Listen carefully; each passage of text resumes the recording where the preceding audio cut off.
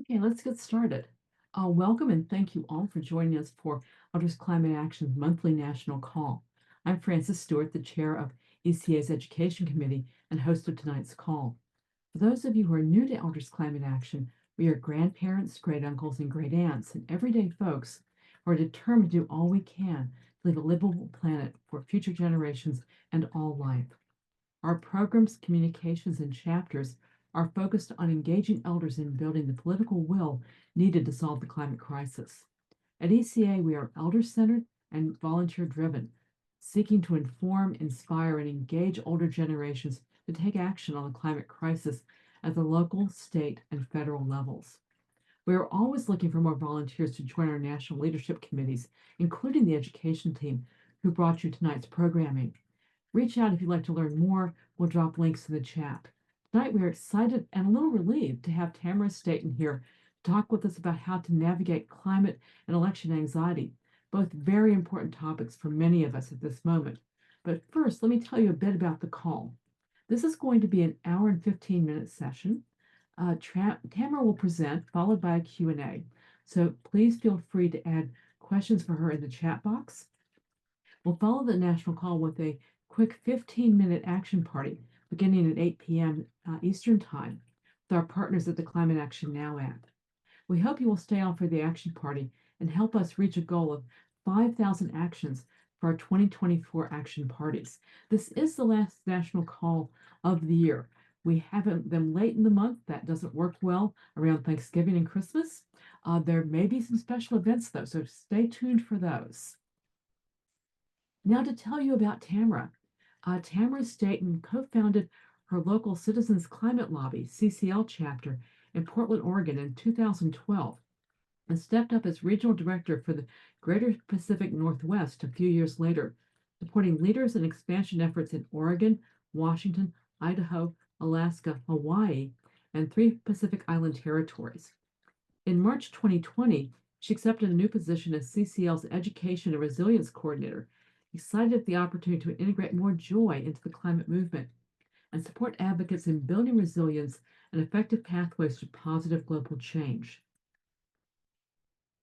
In addition to her CCL endeavors, Tamara is a consultant, facilitator, coach, and educator with over 20 years of experience. She has worked with individuals and groups around leadership development, communication, team building, and improving overall effectiveness in the solar industry and beyond. In her downtime, you might or might not find her off the grid with her family, doing her best to enjoy all the beauty that nature offers.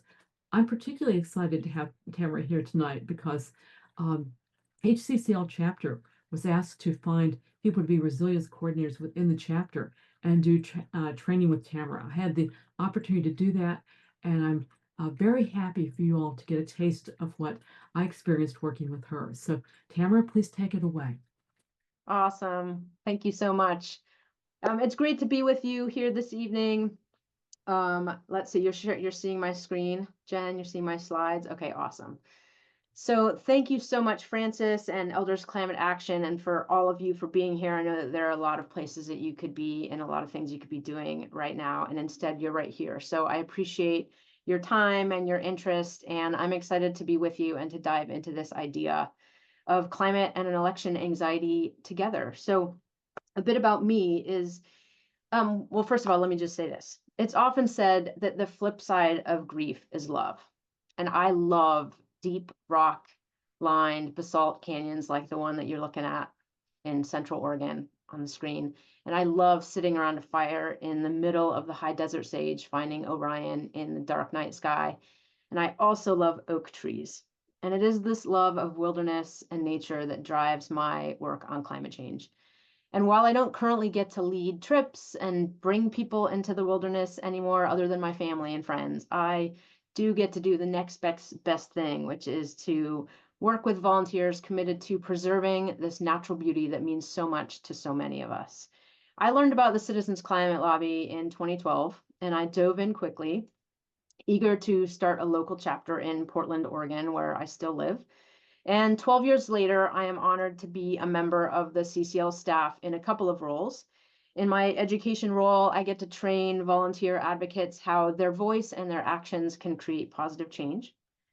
And on the resilience side, I get to help volunteers do their best to stay strong and steady in the important climate work that they do. And as regional director, I have the privilege of being able to support volunteers who inspire and impress me on a daily basis with their climate advocacy efforts, just like I'm impressed with you and your organization. And I'm so glad that you're here. So this is one of my favorite workshops to lead, actually, as it aligns with my passion of exploring how to improve our quality of life as humans on this beautiful planet. I have felt a great deal of climate anxiety over the years, which is part of the reason that I chose to turn it into my career. And I've also felt a lot of anxiety about the outcome of elections at times. And for the purposes of this presentation, I have to admit, I decided to dive deeper into my feelings there as well. Um, and it can feel really overwhelming to try to navigate all of the feels of election and climate at the same time in some cases. And it's certainly not easy.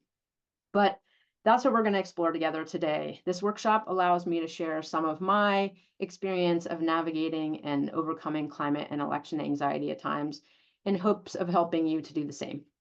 So now that I've shared a little bit about me, I'd love to learn a bit about you. So to the extent that you are comfortable and willing, if you would like to share in the chat one thing that you're hoping to take away from your time in this workshop today, and I will paste that question for you right there. One thing you're hoping to take away from your time in this workshop, and I will be scanning the chat, and you can be scanning the chat too as other people share their wishes to see what is being felt in the community right now. So better sleep. Oh yeah, 2 sleeps right in a row. Look at that. It's been a minute. Nice. Companionship, capital letters, hope. Yes. Best way to update emotional acceptance. Talking points, hope. How to feel less anxious all the time. How to stay positive. Amid hope. There's amid apathy. Let's see. Putting stress in perspective. That's a great way to put that. I love that, putting it into perspective. Sometimes it just can overtake us, and it can feel pretty magical when it's like, oh, I can feel stressed by this, but it doesn't have to be everything in my life. Have content to share with high school environmental kids dealing with the election. Avoid burnout, encouragement, accepting reality, voting for candidates will help support the environment. Courage, justice, calming practices to strengthen. Excellent. Well, it is my hope to deliver on as much of that as possible. So let's go. Let's do this. So my intent with this training is to leave you with some tools and perspectives that can help you navigate climate and election anxiety. We're going to start by exploring the general causes and warning signs of climate and election anxiety, and then we'll explore some ideas and even a few hands-on practices for navigating both of those, specifically addressing the positive relationship between anxiety and resilience. And we'll wrap up with as much time as I can leave for us for your thoughts and questions. Okay, so let's start with defining climate anxiety. According to Mental Health UK, climate anxiety is a sense of fear, worry, or stress linked to climate change. And the American Psychological Association defines it as a chronic fear of environmental doom. According to a survey by the American Psychological Association, more than 2/3 of Americans experience some level of climate anxiety, and it's especially prevalent among the young, as well as first responders to climate-related disasters and climate scientists and activists who are exposed to information about the threat more than most people are. So there's a study that was published by The Lancet that found that 84% of children and young adults ages 16 to 25 are at least moderately worried about climate change, and 59% are very or extremely worried. Throughout the country, the young adults of Gen Z, and that means most commonly designated as those born after 1996, are overwhelmingly concerned about climate change. And a Pew Research study found that 76% consider it among their biggest societal priorities. More than 1/3 call it their leading concern, according to a Grist article. So this is all to say, clearly you are not alone. if you are feeling any sense of anxiety about our changing climate.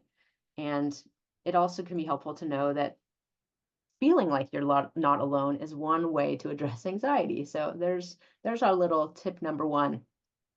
So what about election anxiety? Election anxiety, similar to climate or eco anxiety, is also quite prevalent, as you can imagine. And election anxiety refers to a sense of deep concern about how the result of the election will affect our lives and society.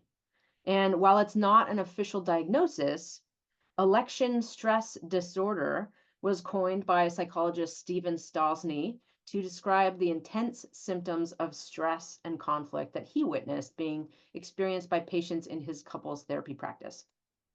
So similarly, pretty common, the 2024 results of the American Psychiatric Association's annual mental health poll shows that US adults are feeling increasingly anxious, with 73% of surveyed adults saying that they feel particularly anxious about this year's elections, US elections. A significant 40% of Americans report feeling depressed and or anxious around the election season, according to the latest GeneSight mental health monitor. And there's a special election, which is a special election series. And the monitor also revealed that nearly 4 in 10 Americans say that news and social media around the upcoming election is making them more anxious than usual, as well as that appropriately same number already feeling checked out. And in fact, a friend of mine just said that they left for France for these last 2 weeks because they were so tired of all of the ads. They just needed a little break. They'll be back to vote, though. Don't you worry.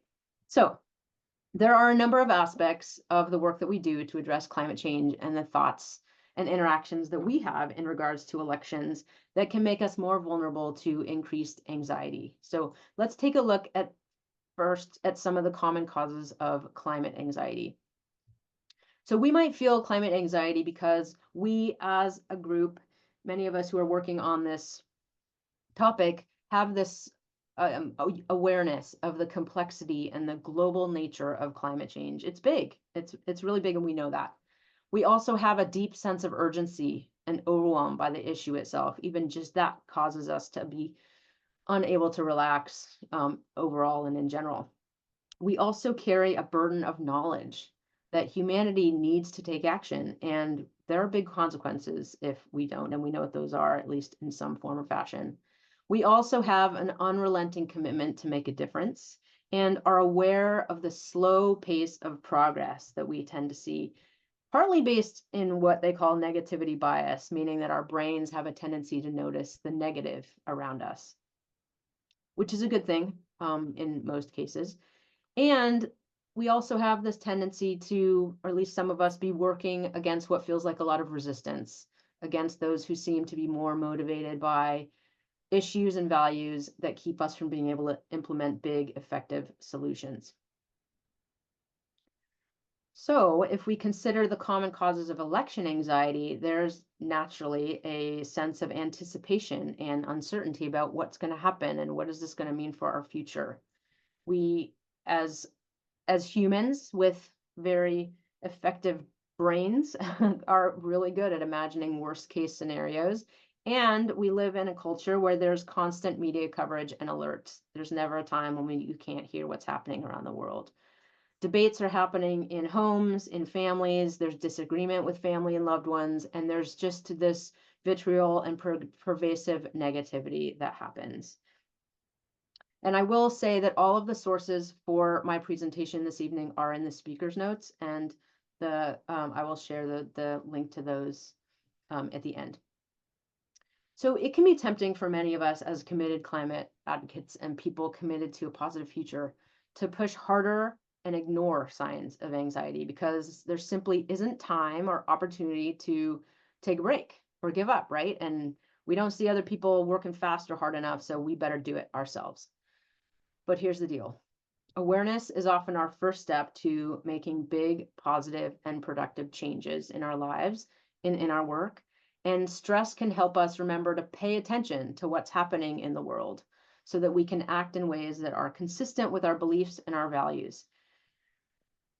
So I'm going to ask you right now, to the extent again that you are willing and interested, to share in the chat some of your ideas for signs and symptoms of eco and election anxiety. So what these might be signs that you've seen in yourself. These might be signs or symptoms that you've seen in other people. I should say symptoms that you've experienced in yourself or signs that you've seen in other people. Or maybe they're just general ideas that you have just from a philosophical perspective. So I will open the chat again and just see what kinds of things that you are seeing or imagining would be signs and symptoms. So we've got stomach issues, poor sleep, exhaustion, nausea, sadness, waking, doomerism, depression, irritability, nervousness, surrender, poor concentration, forgetting things, distraction, heightened reactions, anger with an exclamation point, yeah, grief, an occasional panicky feeling, constant hum, underlying stress and anxiety, dream intrusions, yeah, exhaustion, avoiding the news, reading the newspaper, skipping to the next story, speeding. That might actually be a solution as well, Leslie. Headaches, difficulty concentrating, all of the above. Yes, all of the above. That's a great segue. All right, thank you for participating and sharing your perspective. So I'm just going to run through these signs and symptoms, starting with the emotional. So what we feel, some of us might have heightened negative emotions or more mood swings than normal, stronger feelings of despair, hopelessness, fear. Mentally, we might struggle. Some of you mentioned this in the chat with decision making or focus, negativity, a loss of sense of purpose and energy, ruminating about the same election related concerns or scenarios. I'm reading these thinking, oh, this is probably why I've been feeling this way all week. Oh, I see. Right, of course. Behaviorally, so how are we acting? We might be, as many of you said, struggling with sleep or being able to relax. We might be more reactive or irritable, withdrawn. Some of us might have panic attacks. We might want to eat less, or we might eat more. We might use substances more than we normally might. Physiologically, so on the cellular level, we might just have this general sense of running on empty, muscle tension, headache, backache, neck ache, tiredness. And then there's this risk of heart attack and stroke, and a potential for increased blood sugar and suppressed immune system. So that's a lot, right? There's a lot of things that are happening all at the same time, a lot of which we are not even tuned into because of the way that our systems are designed. If we were conscious of all of the things happening, we would be just catatonic all day and not able to focus in the world around us. So the question then remains, what can we do to navigate climate and election anxiety with compassion and grace? And I don't mean the kind of grace where you're beautifully flowing down a stairwell in your best getup. I mean grace for ourselves, because that can be challenging, grace for other people. So it can be really easy to overlook the common denominator between climate anxiety and election anxiety. And I highlight this to make the point that climate and election anxiety are simply nuanced responses that we have to different stimuli. So anxiety, from my perspective and understanding, is the umbrella response. And climate or change or election season are the triggers for our nervous system to respond as it does, with anxiety at times, with ease or grace, or most likely a mix of many of those reactions and emotions that you all described. So therefore, when I think about navigating climate and election anxiety in a way that supports our individual and collective well-being, I like to explore the positive relationship between anxiety and personal resilience, specifically considering the idea of deepening or strengthening our personal resilience as one of the key ways to keep ourselves from being overtaken by anxiety. But let's first be clear on what resilience is, because it means a lot of different things to a lot of different people. So I'm talking about specifically personal resilience and not community resilience.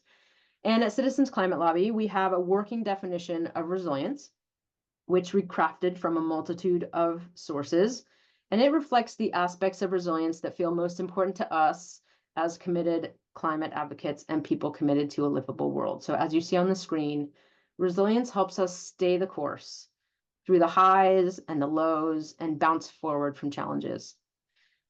This definition makes it clear that there are going to be highs and lows, and the goal is not to get rid of those, but the goal is to really be able to bounce forward from a place that we once were to a place that we aren't yet, with full of possibilities. So there are so many approaches and strategies and unique ways for building resilience. I find that it can be helpful to have a framework for where to start and how to deepen my personal resilience and help me navigate strong reactions to issues like climate change and the elections. And so I came up with 5 steps based on my experience and based on a lot of learning and experience that I have in working with clients. And so I'm going to name these 5 steps, and then we're going to go into detail on each of them.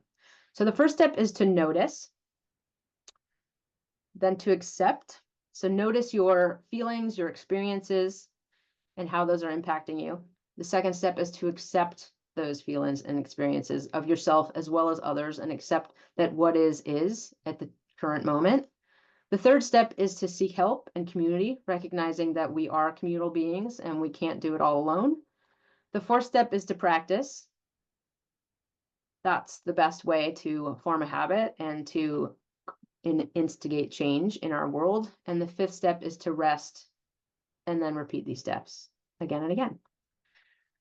So let's start with step number 1 and take a closer look at navigating climate and election anxiety. So like I said, step number 1 is to notice what you're feeling and needing right now, and to make this a regular thing to check in with yourself about. So practice creates possibilities. So let's do some noticing right now, if you would like to join me in this.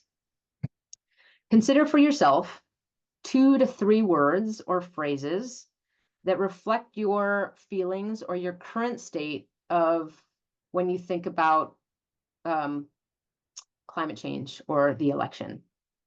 And to the extent that you're comfortable, you can share those 2 or 3 words or phrases in the chat. And so they may be similar in nature, like tired, overwhelmed, and stressed, or hopeful, motivated, and curious. Or they may represent opposite ends of the spectrum, like anxious, curious, angry, or anxious, curious, and open to possibility. So go ahead and share those in the chat, and we'll see, and go ahead and take in what other people are sharing as well. And I'm not going to read these out loud. I'm just going to let us absorb these silently. And you might also notice when you're reading this list, if you are reading the chat, notice the impact that it's having. Notice what's happening inside your body if you're able to do that.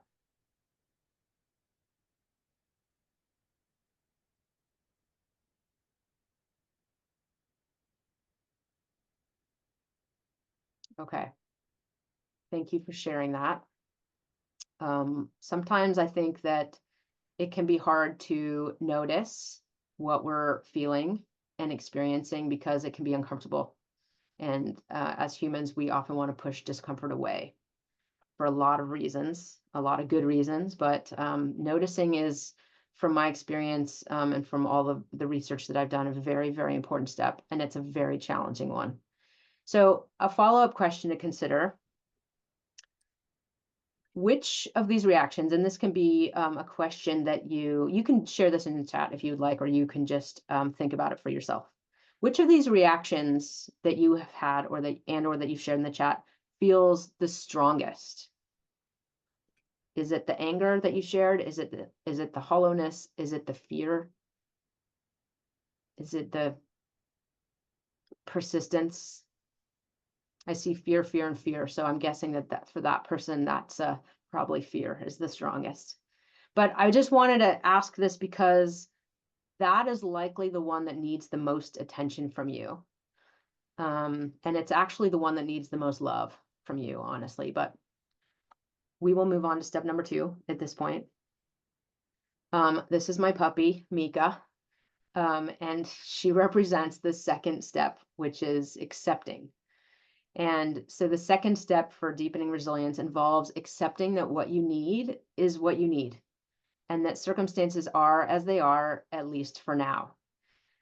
And doing this helps us be more present to and move through our experiences more completely.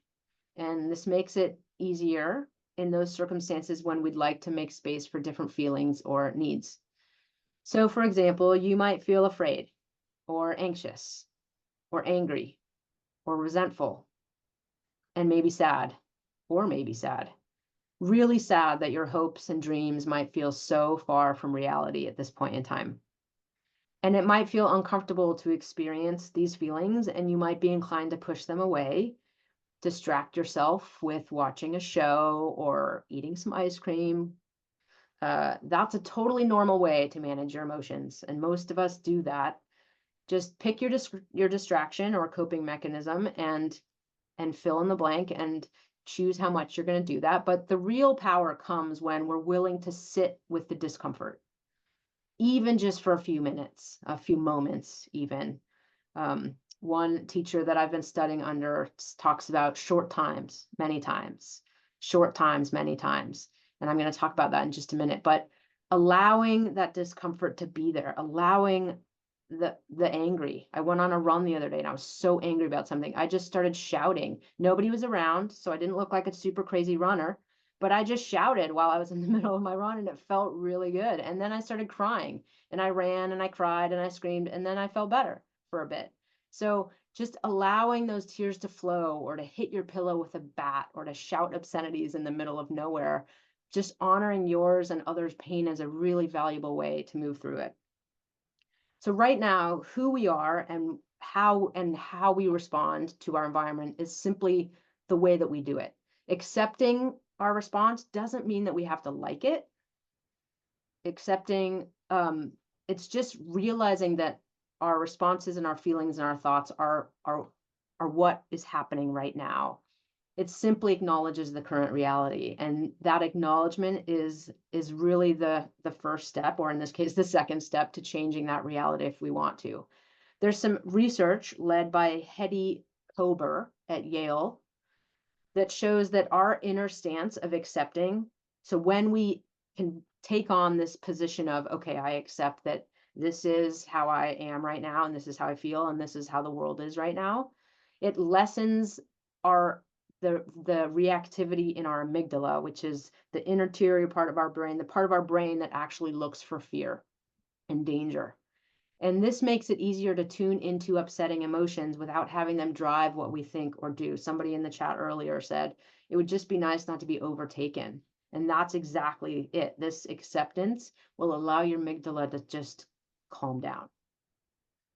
So mindfulness and meditation are two powerful ways to increase our ability to accept, but it can also be easier to accept our responses when we better understand the science behind them. And that's what this polyvagal chart in this slide is all about. So this is a chart by Ruby Jo Walker, and it's designed to help us visually represent our autonomic nervous system and the automatic response patterns that we have to our environment. I'm sure at least some of you on this call know this probably better than I do, but I like this chart a lot because it helps me understand generally how things work as mammals. So at the bottom, we're going to start at the bottom of this chart and work our way up. And at the bottom is the place that most of us yearn to be much of the time. This is what I like to call the grounded green zone, or what's officially called the social engagement system. And when we're operating in the social engagement system, our nervous system is supporting us to feel calm, grounded, curious, settled, compassionate, and generally at peace. In this space, in the grounded green, we are inspired to do things like vote and write postcards and go to ECA meetings and go to CCL meetings and have relaxing conversations and draw and be creative and develop a skill and be there for a loved one. It's a beautiful place. Most of us want to be there most of the time. I also like to think of this zone as the place where we're operating from our true or highest self, where we have access to our whole brain and our whole body. So if you are on video and you would like to participate, tap your nose or give us a fun emoji if you are off video. If you recognize this grounded green social engagement zone in your life, this looks familiar to you in some form or fashion, let me know this. All right, I see John tapping his nose and Francis. Okay, awesome. Cool. So now we're going to move up. If we get upset by something that we see or hear or think about or experience, we start to move up the chart into the yellow fight or flight zone, where our amygdala has triggered us to be on the alert for something. In that space, we have a whole host of experiences as we become more stressed, detecting what it believes to be threats to our safety or our well-being. We do things and we think things that we think will help us return back to that grounded green, to that sense of safety. We do things like trying to prove our point to other people, watching the news or checking social media obsessively, or blaming others sometimes, or on the flip side, what's called fawning, trying to appease others, or seeking likes on social media, or seeking quick successes or quick fixes like good online deals or ice cream or chips. So if you think back to that signs and symptoms of climate and election anxiety, this is the zone, this yellow fight or flight zone, where many of those reactions are beginning to kick in. And when I get really obsessed with cleaning my house, or eager to binge watch a show, or obsessed with the need to check things off my list, I know that I'm in that yellow fight or flight space. Okay, so at some point, things become simply too much for our nervous system to handle, and it shuts down. And so we're moving up the chart here, moving up, up, up. This is a place, this yellow place is a place of I got this. I'm going to show it. I'm going to show the world. And then we hit this red I can't zone, and things become simply too much for our nervous system to handle, and it shuts down. And this is generally a last resort thing, unless you've experienced a decent amount of deep stress or trauma in your life, in which case your system likely has a tendency to shut down more quickly. And this is the place that if we don't take notice and make space for and address our anxious response to climate and election anxiety, we are likely to end up in this freeze space of disassociation or numbness or depression or helplessness or shame or just feeling generally shut down. And this is the place of panic attacks and a common place to live for those with election stress disorder or other anxiety disorders. So you go from being over aroused in this yellow fight or flight space to being under aroused in this red freeze space. And as we calm down, we move back down through the yellow fight or flight back into green. And I've heard that this generally takes about 20 minutes. If we actually allow ourselves to calm down, if we read another upsetting article or turn the news to a different channel, then we'll just stay wherever we were activated, and we won't start to calm down until we remove the things that are so upsetting. Okay, so here's a question for you if you'd like to participate. Which of these zones do you find yourself in when you are thinking about the worst outcomes of climate change and election anxiety? And I will put that in the chat. Which of these zones do you find yourself in? There's no right or wrong answer here. This is just for you to personalize this information because that's how we learn best. We've got some yellow, we've got some reds and yellows, some reds. Great. Okay, I find myself in the red. So yeah, a good mix of reds and yellows. And again, no right answer. This is just considering how your own system works. Okay, so the next question for you to consider is, which of these zones do you find yourself in when you're working towards solutions in a community of like-minded people? Which of these zones do you find yourself in when you're working towards solutions in a community of like-minded people? Yeah, lots of greens, lots of greens. Okay. Here's a tougher question for you. If you are able to recognize any of your tendencies or common responses in this chart, if you're able to recognize yourself in this chart, are there any responses that you have that are harder for you to accept, or harder for you to allow yourself to experience or feel? And I'll give you an example as you're thinking about this or sharing. So I tend to see myself as a recovering type A perfectionist, meaning that for most of my life, and particularly when things get challenging, I dig deep, I work hard, and I aim for perfection. And this means that I've tended to avoid certain feelings because if I let them in and allow myself to really feel them, they will slow me down and I won't be able to achieve or succeed and avoid the really hard feelings. So therefore, that yellow fight or flight zone is pretty recognizable place for me to exist in my life. The energy of anger, frustration, irritability, it's actually pretty comfortable for me to be those things. As much as I don't like myself when I am being irritable or angry, it's comfortable and it's something that I know very well and I allow. But what's hardest for me to accept is that numb space or that helplessness or unresourced, really uncomfortable place for me to be.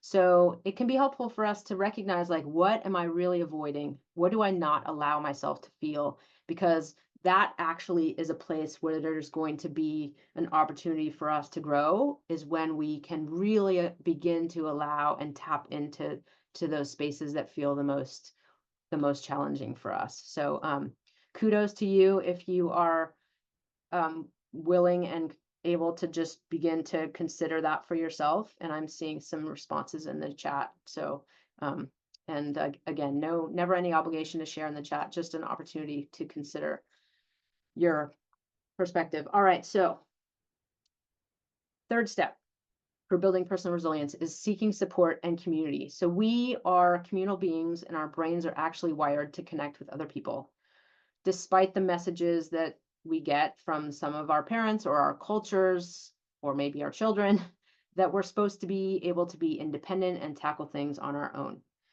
And when we lean on or look to others for support, even just share space or a conversation, we are more able to overcome challenges that life presents us with, including climate, election, and anxiety. Climate and election anxiety.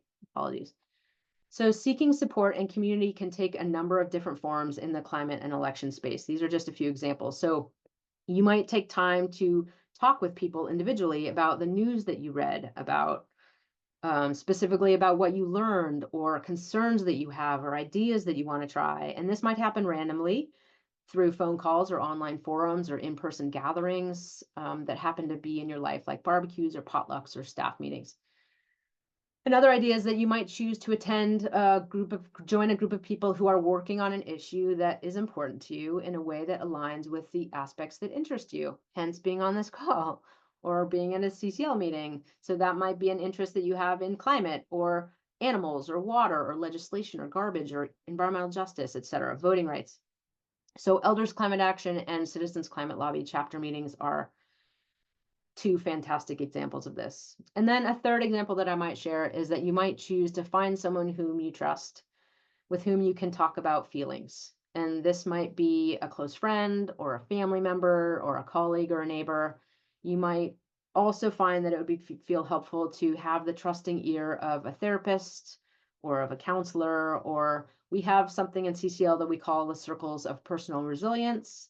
And there's also a climate aware therapists directory. So I'll drop those two links in the chat right now, and I'll be sharing more links later. But it can be really hard for some of us to ask for help sometimes. And it might feel like a weakness if we can't do it ourselves. But like I said, our brains and our bodies are designed to lean on others, and accepting that we need help or stepping back and making space for people to contribute to us helps both ourselves as well as others. Okay, so step number 4 is my favorite step, practice. It's about making a habit of doing things that support you. And practice can look like all sorts of different things for different people. Maybe you can do this with a soccer ball in your head. But what I love about this step is that it's our chance to lean into our passion and let our creativity shine. It's also our chance to integrate a sense of playfulness and joy into what really matters. And climate, including climate and election action, especially, I should say, because they're both pretty intense topics.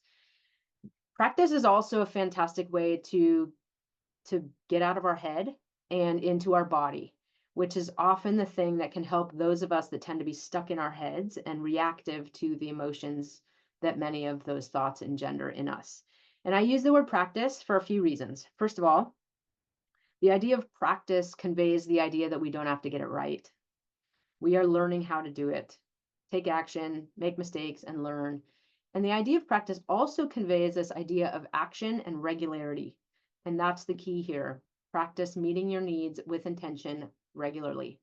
So I like to highlight the importance of practice because it not only helps us move back into that grounded green social engagement zone from yellow and red, but it actually helps us widen that green zone, often referred to as the window of tolerance. So, as Elizabeth Stanley mentions in her fantastic book called Widen the Window, rewiring the brain and body to improve our performance and build resilience requires an integrated training regimen and consistent practice over time, just as muscle growth and improved cardiovascular functioning requires months of consistent physical exercise. So let's talk about some actual practice ideas for navigating climate and election anxiety. We've talked about some specifics in regards to noticing and accepting and building community. But there are some ideas that I have on this screen that are specific to both election and climate anxiety. So we'll start with the election anxiety first. So voting and doing campaign work, this one's so obvious, but I felt like it needed to be on the screen. So focusing on things that you can do and control, like voting and encouraging your friends and family to vote, and possibly working on a campaign can help counter anxiety. A good friend of mine and CCL volunteer from Hood River is currently volunteering in Nevada, a key swing state, knocking on doors for the campaign. Another friend of mine chose to go to Arizona for a few weeks. And there's only 1 week left, right? I think. However, thank you, 2 weeks left. I know it feels, I'm ready. I guess I'm ready for 1 week to be gone. I know that phone banking events are still taking place. And so here's a link to Environmental Voter Project's phone banking shift. And if you are interested, there are shifts pretty much at every hour of the day. So taking meaningful action is a fantastic way to navigate climate and election anxiety, often an important antidote to despair, as they say. Okay, so the second suggestion that I have is to limit news consumption. This came up in the chat earlier. My husband reads the news daily for 15 to 30 minutes. He finds a time that works for him, so he's not inundated with it all day long. For me, I like to both limit and consciously choose the type of news that I take in. Reading can often be easier on my nervous system than watching or listening. And social media can be the most stressful place to be before an election. I personally am not on social media, so I don't have that in my life, and I'm grateful for that. Um, Reading other people's views and beliefs and opinions is especially difficult when their views contradict your own. So I'm not saying avoid the conflict, but at times there is value in giving our nervous systems a break. So by taking a social media break or a news break for however long works for you, you can clear your thoughts and reset your feelings and prevent screen burnout. So the third suggestion is to integrate humor. Humor is incredibly beneficial for our well-being. It actually helps move us down into that grounded green space. And watching humorous pundits and comedians, maybe Jon Stewart comes to mind, John Oliver, Ben Stein, can help take the edge off for some people and leave us feeling less alone and maybe even more hopeful, at least for a few moments. And if nothing else, it can be a welcome distraction to help us fill our cup when it otherwise feels empty. So I thought it would be fun to share a list of American political satirists. I don't know how to pronounce that word, but here is a fun link if you want to see some comedians who like to do politics from a humorous perspective. So another suggestion that I have is to try to separate people from their viewpoints, especially when it comes to family and friends. Remind yourself, I can love someone without agreeing with them or even understanding what they think or specifically why they think the way that they do. Our relationship is built on so much more than political views. It can be hard, but exercising your empathy muscle by remembering a time in your life in which you believed something or held a certain viewpoint and then later changed your mind. Your views are a part of who you are, but they don't define you, and it's the same for other people. And the last, specific to election anxiety, is to interrupt worst case scenarios. Uncertainty is a breeding ground for anxiety and fear, and we'd like to know what's going to happen. So we like to predict. And so when uncertainty strikes, many people start to imagine worst case scenarios. It can be helpful to ask ourselves, how likely is that worst case scenario? Can I manage to cope with that? What are kinds of things that I might have some control over to try and manage a situation? I know that can feel huge, but even doing that in small ways can really make a difference. So there's a few other things, just general practice ideas in building resilience. There is an exercise called Just Like Me. And I will drop this in the chat. Let's see if I can copy link address and copy. Here it is right here. And this is based on a practice that's being done at the new climate resilience class at the University of California campuses. And students are invited to pick a partner, generally someone they don't know, and to look into each other's eyes as they are guided through a meditation. And it's effective to do even if this person isn't, if you don't have this person to look into their eyes, you can just imagine them, because mirror neurons and other neurons in our brain are very powerful. So basically, to give you a sense, it begins with, this person was a small child just like me. This person has had happy times just like me. And it continues with, this person has been hurt just like me. This person wants to be loved just like me. And this exercise is intended to help people see how much they have in common with every human, even strangers or the people you see differently. All the links, just FYI, if they're not working in the chat, they are in this speaker's notes. So the next suggestion that I have is to move your body. And exercise sends endorphins and other stress-reducing hormones. I also find it fascinating that our hips store a lot of emotional tension. So doing movements like squatting on the ground with your toes pointed outwards and other hip opening stretches can help you feel more relaxed. Pretty shocking, but simple way. This is a new idea that I recently learned about that I wanted to share with you. Write a love letter to the earth outside. So you take a short walk outside, maybe 5 or 10 minutes would be plenty, or sit quietly in a favorite outdoor spot. And then think of it as a little mini nature retreat to connect with the natural world. And once you feel relaxed, you can start to write down some thoughts and compose a letter. There is a link in the speaker's notes on the Vietnamese Buddhist Thich Nhat Hanh. He has some love letters to the earth. And those are, let me see if this link works while I'm talking right there. There's also an NPR article for additional prompts that can give you some ideas as well. So I'll drop that in there. All right. So the last idea on this slide is to tune into joy and awe. This might be my favorite. People reporting regular positivity have been shown to have lower cortisol levels, which is what creates stress, inflammation, and blood pressure. So notice the little stuff that makes you happy. Gratitude, doing what makes you happy, like listening to your favorite music or playing music, and thinking about the places that you love in the world and what you love about them. Making a habit of doing things that you love or that allow you to tap into a sense of calm and clarity and connection and curiosity. And even if you don't feel like doing that thing, when you start doing that thing, having faith that the hormones and neurotransmitters are at work under the surface to help shift your mood. So clearly, these are just a few ideas. There's a number of sources that I'm just not going to overwhelm you with in the speaker's notes, but I did want to highlight just a few other examples. I just recently read this article on Life Hack on NPR, and what I love about these activities is that they're specifically activities that can just shift a mood faster than, say, making election phone calls can.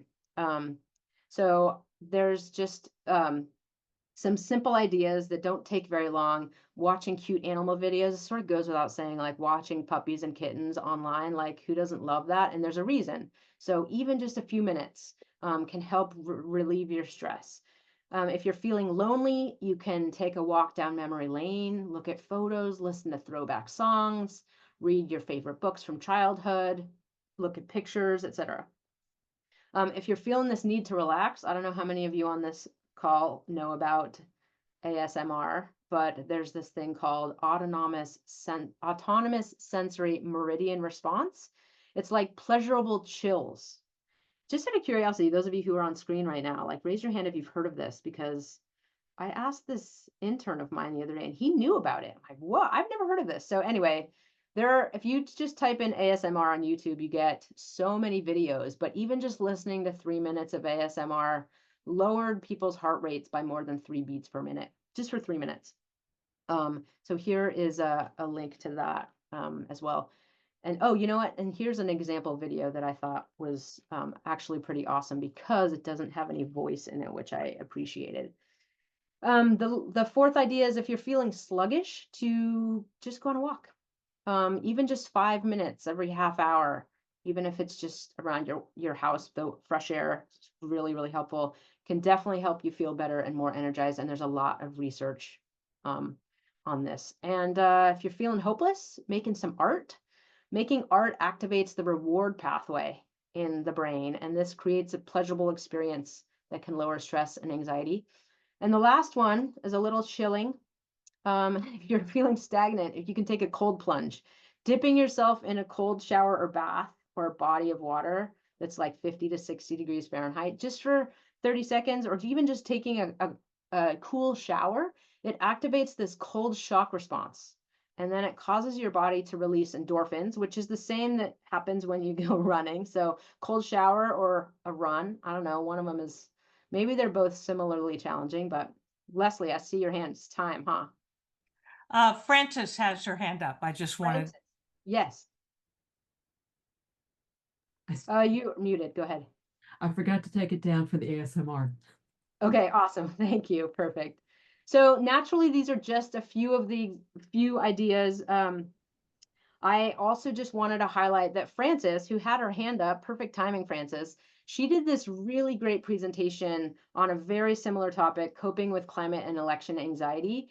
And her slide deck is really fantastic. There are some really great ideas in there. So that is in the chat as well as the speaker's notes. So I am feeling like it is almost time. I need to skip a few slides here. So we are going to, one moment, skip this activity. The last thing that I'm going to share, I need to share at least step number 5, which is, I don't know, it's not the most important one, but it's really important. Rest and repeat. As eager as we are to solve the problems of the world, it's not always about doing or taking action. It's also important for us to take some time and slow down and do nothing sometimes and evaluate what we might want to change about the other 4 steps and how we did them, because rest is what allows our cells to regenerate and new ideas to come to the forefront. So one way that I've been practicing rest is with an app on my phone that reminds me to take a moment to pause and notice what's happening in and around me. When this reminder goes off on my phone about 10 times randomly throughout my day, I do my best to stop what I'm doing, take a deep breath. I invite you to take a deep breath right now with me and feel into my body. And if you're not used to doing this, you might not feel anything for a while, but at this point, I can feel my heart beating. I can feel my hands jittering a little bit. And it takes some time, but with practice, I've gotten much better at tuning into my body. And now I can feel the pressure in my neck pretty quickly, for example.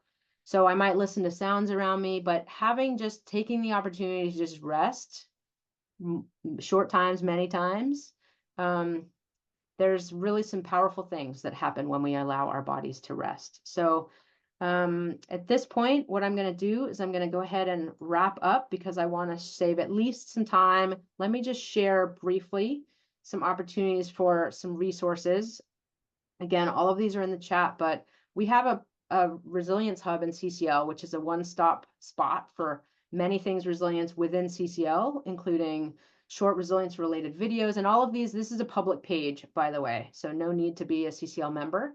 There's resilience related videos. There are live workshops. There's recorded and online trainings. There's a version of this workshop actually. And then we have links to our resilience building action team. So here's a link to that, the Resilience Hub. And then also we have a resilience resources page, which are resources outside of CCL, based on doorways like navigating eco grief and anxiety, resources for finding hope and optimism, resources for accessing joy. There's some good humor ones in there. And then if you're a data research type person, there's some resources there. And then we've got some fun events, some good events coming up that you are invited to. This is a strengthening resilience in climate advocacy workshop that's happening by Dr. Tara Overzat on October 29th. And then we have a CCL Climate Cafe, which is going to be a 1-hour cafe based on the model designed by the Climate Psychology Alliance. And that is on Tuesday, November 12th. And both events are open to the public. And I will drop this one in the chat as well. So thank you so much for your time and attention. As usual, I did not leave as much time as I might have wanted to for questions, but thank you for your attention. I'll stop my share. And if there are any questions or thoughts that anybody has, I'm happy to explore those.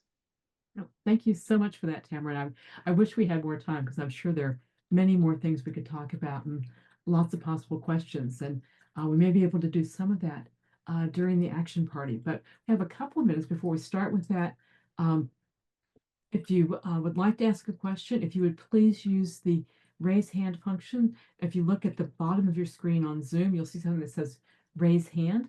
And that will work better than you actually raising your hand because there are too many people for me to see everyone. But Zoom will put you in the front of in the front where I can see you easily if you use that raise hand function.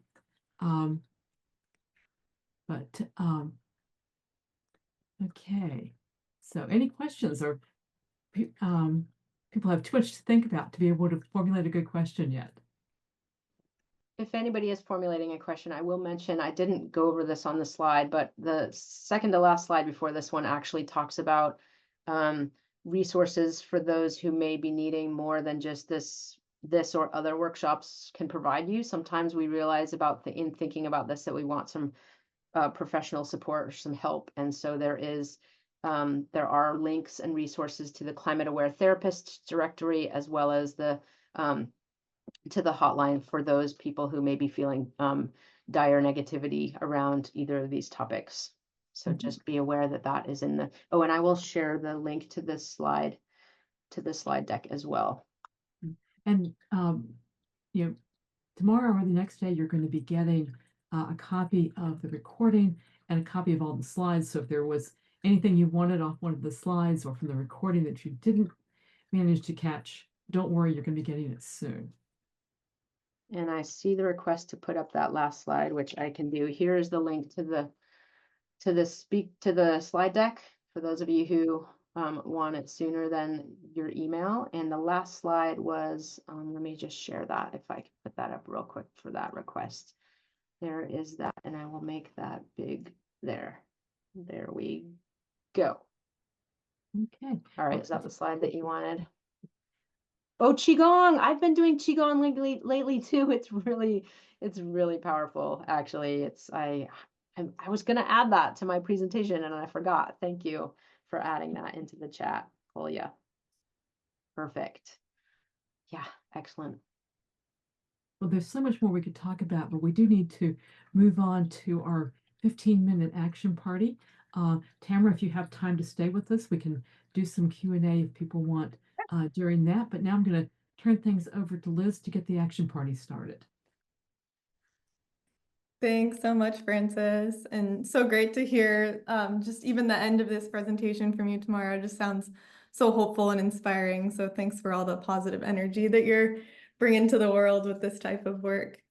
So today, Kaylee Beam, the new Director of Content, as well as myself, the Director of Outreach for Climate Action Now, are going to tag team this short little mini action party for y'all.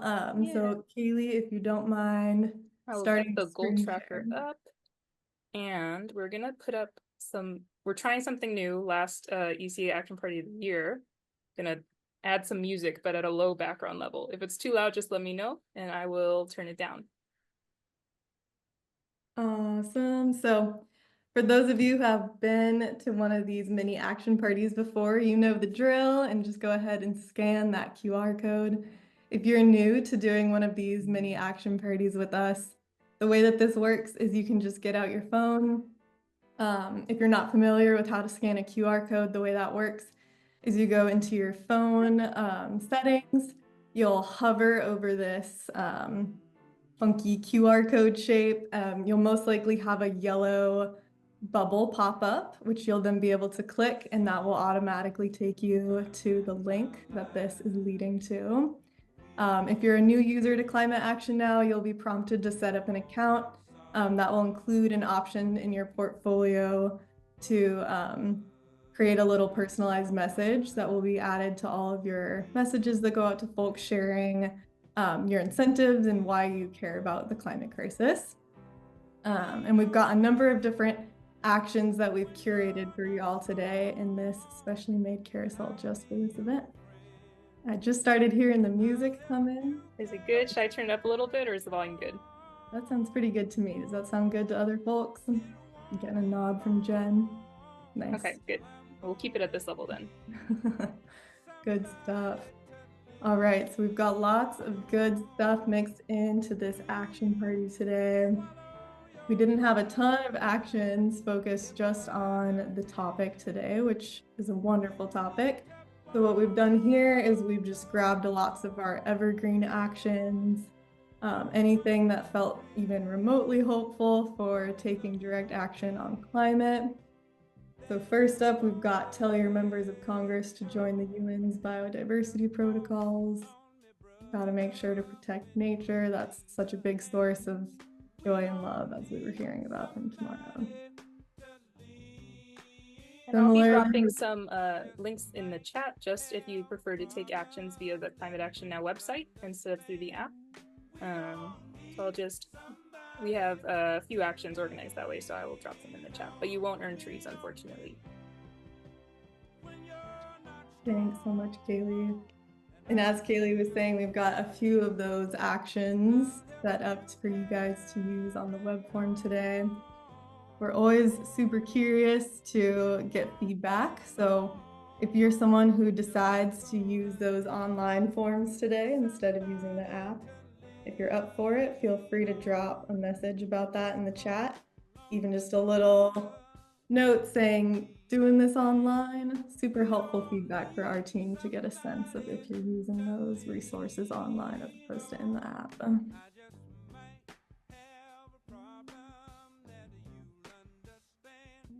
One of my favorite actions that Climate Action Now has had recently is in this carousel for y'all tonight, which is thank the National Park Service for the all-electric bus fleet in Zion National Park.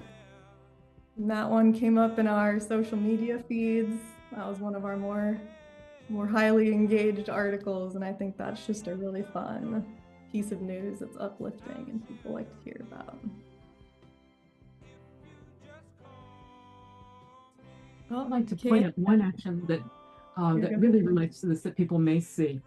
The sign up to participate in a research study on climate change and mental health. There's a young researcher, a graduate student at George Mason, who is trying to develop ways to make it easier for people to get some help with their climate anxiety by using text messages on cell phone.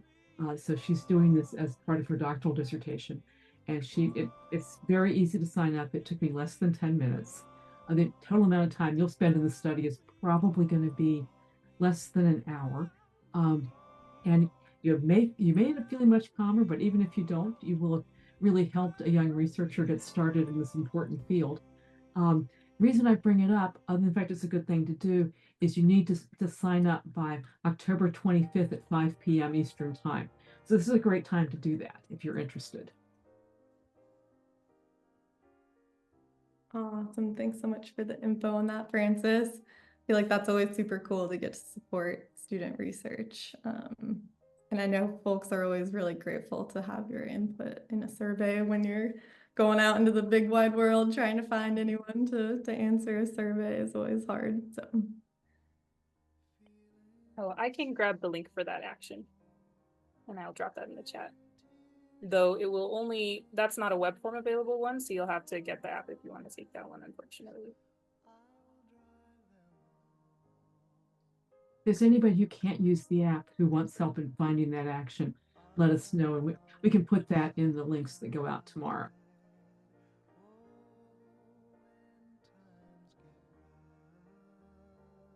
Oh, actually, you know what? I can just drop the link to sign up. Because I think I just That would be great. That way I know I have it because I'm the one who took the action, but I'd have to go find it.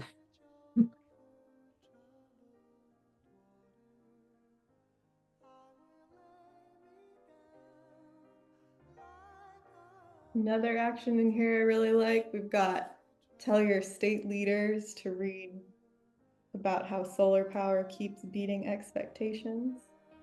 Always good to be sharing the word about how we've got new technologies developing all the time, how they're getting even more cheap and feasible and realistic for lots of people to scale up. I think I'm going to remove the spotlight for a minute just so we can all see each other. It's kind of fun when we can see each other and see each other taking action together. Gives that sense of community. Love that, Jen. Thanks for that. There we go. Now we should kind of be back where we can see each other a little bit easier and still see Haley's counter. So we can track how many actions. We're at 147 actions. This is awesome. I think we were somewhere around 4,500 actions coming out of our last national call. So I think if we can get to 500 actions, that would cross that 5,000 line for the year, which would be really exciting. So far, our members have already taken over 65,000 actions this year. So that's pretty exciting. 5,000, about 4,500 of those being through our national calls. So that's how we make impact. That's how we make change. That's how we build political will. The more that we tell our elected officials what we want them to do on climate, the more we are seeing happening on climate. So these actions, you know, the 65,000 actions that our members have taken this year, those go a long way in making change. It may not feel like it when you're signing your name on sign-on letters or you're clicking send on these actions, but they really, truly do help. That's so true, Jen. I always am so appreciative when I come to these meetings. Like, y'all are really such an inspirational group, and every time I have the chance to spend these 15 minutes with you, just walk away inspired and just very grateful that everyone keeps showing up to all of these and keeps spending the time to press those buttons. It might just seem like a little digital interface, but it's going to real people and having real impact. And it's that the persistent that keep showing up and keep doing the actions, and that's why we started doing these action parties every year every month with Climate Action Now, was to make sure that we could find a way to make sure that we're showing up consistently. We're consistently reaching out to those elected officials and telling them that we want climate solutions. That's the only way that we will see things happen. And I think it's working. It's not fast enough, but it's working. So we just need to keep applying pressure whenever and wherever we can. And I think these action parties are such a great moment because we get to be here in community and do it together. 100% to the idea of persistence, Jen. I feel like that's the ultimate thing that I have so much respect for, and so many wonderful people in the climate movement, is how people just keep showing up all the time, even though it can be hard, but showing up together and just making sure to constantly stick with it is really the secret sauce, I feel like. I see in the chat that Terry's having some struggles in getting the app and that climate action buttons. Kaylee, I wonder if maybe you might be able to help Terry a little bit, just talk through, and maybe some of our other people on the call just talk through again how to access the app, or even dropping the links to some of those actions that they can just click on and take through their computer. Yeah, so if you're monitoring the chat, then the links I've been sending will allow you to just take actions directly through the Climate Action Now website. But if you're trying to get the app, right now I'm sharing my screen, and the QR code right under where it says current action, if you hold up your phone, go to your camera and hold it, and like basically as if you're going to take a picture of that QR code, then it should take you to a link. Otherwise, you can type in this right here in your phone browser, and then it will take you to the App Store to get the app. But if that's like too much, stressing you out a little bit, then you more than welcome to use the web forms I've been sending. It's still an action. It makes just as much of a difference as everyone else's actions that they're taking through the phone. And we'll make sure that all the links to all of these actions that Kaylee has shared tonight, to those online actions that you can do through your computer, we'll make sure all those go in the bulletin that gets shared out tomorrow. So if you didn't get a chance to do those actions tonight, or you felt frustrated by trying to get them out of the chat, it might be easier just to click them coming out of the bulletin that we share tomorrow. We'll also make sure that that bulletin includes the link to get the app for Climate Action Now as well. So if you want to work on getting the app another time where you don't feel sort of pressured in this 15 minutes, that will help you access it there. Thanks so much for sharing all those links, Jen. And if anyone wants to take a direct route to get the Climate Action Now app on your phone without having it be linked to this carousel of specific actions necessarily, the other way to do that is to just go into either your Apple Play Store or your Google Play Store. And if you just type in Climate Action Now in the search bar, that's your most direct route to get the app if you're hoping to find the app in the App Store. The app is such an awesome tool for being able to take action whenever you have a moment of free time.